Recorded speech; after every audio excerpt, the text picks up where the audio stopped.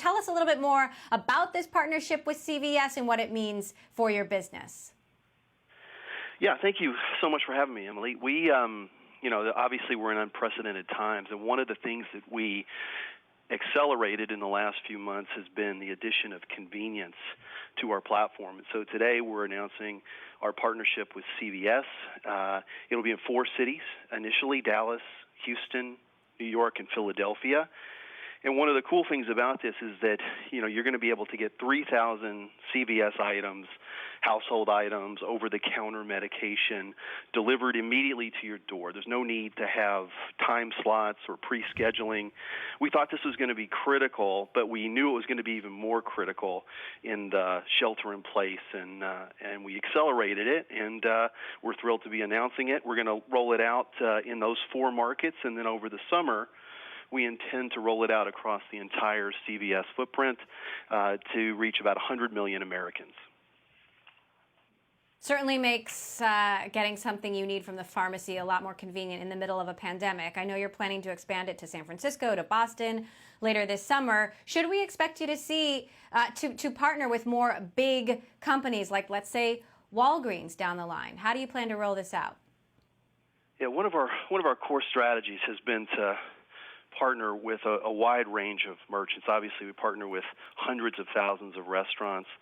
We've actually been doing grocery delivery for many years now. We actually have a service called DoorDash Drive, which essentially opens up our logistics platform and provides it to third parties. So, for example, if you're ordering from Walmart, grocery, Hy-Vee, 7-Eleven, etc., DoorDash behind the scenes is delivering that. So we actually deliver for more than 2,000 grocery stores, and we look to expand that. So it's a critical service, obviously, in general, but in this time, it's absolutely essential. Now, there's been big news in your business, Just Eat Takeaway announcing plans to buy Grubhub in an all-stock deal. This could significantly change the competitive landscape in the United States. Do you believe it will, and what's your take on the deal? Yeah, one of the things DoorDash has done since its inception 6 years ago is we've really been focused on our customers and not our competitors. And obviously this is an ultra-competitive landscape, but the truth is that the reason DoorDash got to the leading market position has really been about focusing on our merchants, our Dashers, and our consumers and doing the right thing for them. I have no doubt there'll be more competition to come. It's the early days in this category, and DoorDash is focused on providing value and will remain doing so in the future.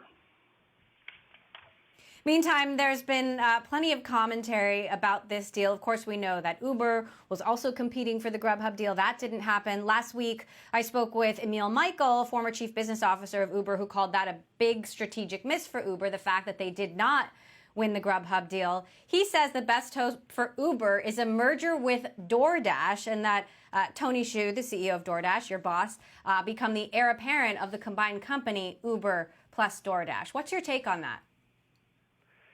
I just think from our perspective, that's not what we're focused on. We've for the last 6 years, we've been focused on providing, merchants, consumers, and Dashers with more options and choice.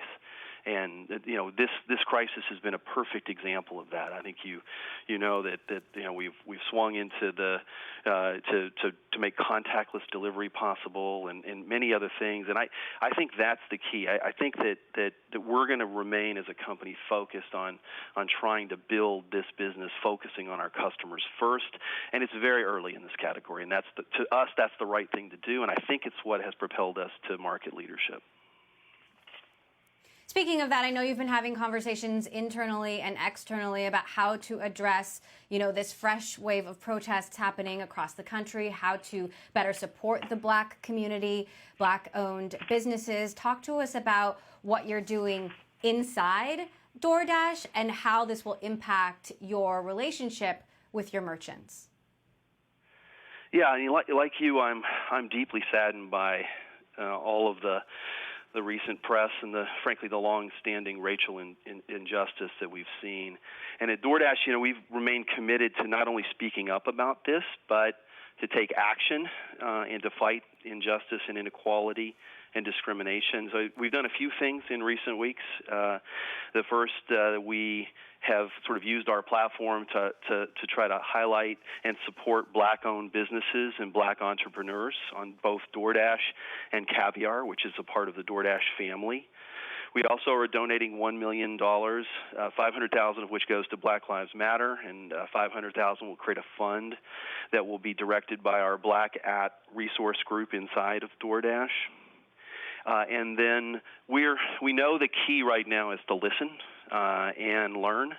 And one of the things that we're standing up in the next few weeks is a new Dasher council of color, to help give us additional sort of ideas, feedback, where we can listen and evolve our thinking. And so we've taken these actions, and we were deeply saddened by what's happened in recent days.